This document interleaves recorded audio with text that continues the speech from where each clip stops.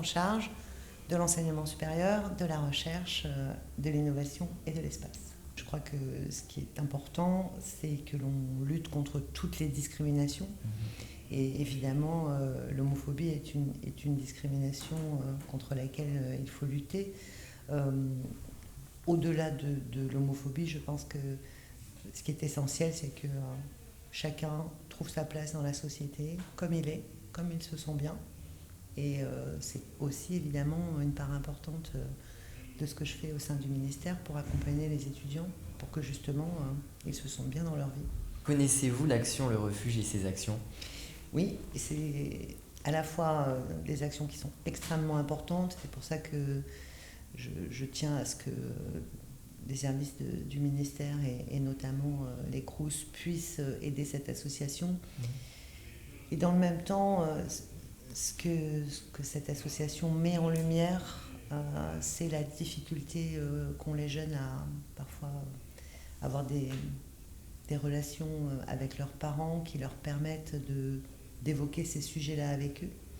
Et c'est dans ce sens-là que je dis que c'est un vrai sujet de société, parce que très souvent, c'est parce qu'on a peur de ce qu'on ne connaît pas, c'est parce qu'on redoute des choses pour ses enfants.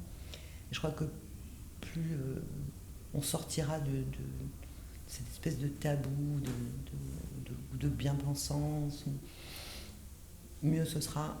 Et en fait, l'idéal, ce serait que le refuge n'ait pas besoin d'exister en réalité. Selon vous, comment l'homophobie à la fac se traduit-elle ? Alors, de ce que j'ai pu en voir à la fois comme ministre sur l'ensemble des établissements et puis dans ma vie précédente comme prof d'université ou comme présidente, j'allais dire que quand ça se traduit par des actes franchement homophobes, c'est presque plus facile de pouvoir agir et de pouvoir contrer ces actes et de pouvoir rappeler que c'est pas un comportement qui est acceptable.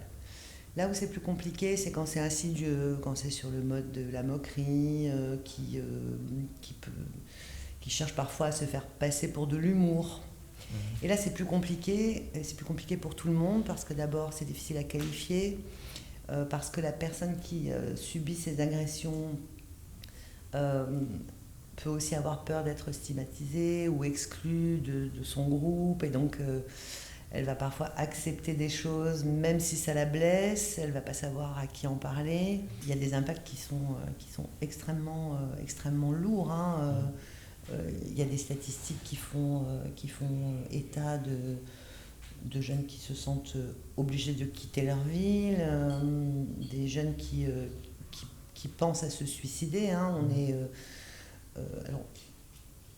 l'entrée à l'université ou la fin du lycée, c'est aussi des périodes dont on sait qu'elles sont émotionnellement et hormonalement des périodes très compliquées à vivre de façon générale. Et donc, chaque fois qu'on donne des coups à l'estime de soi, à chaque fois qu'on interroge son identité propre, qu'on sent que son identité propre nous est reprochée, c'est pour ça que c'est très important qu'on puisse en parler, c'est pour ça que c'est très important que le sujet ne soit pas tabou, et simplement qu'on rappelle qu'un individu ne se résume en aucun cas ni à son genre, ni à ses préférences sexuelles.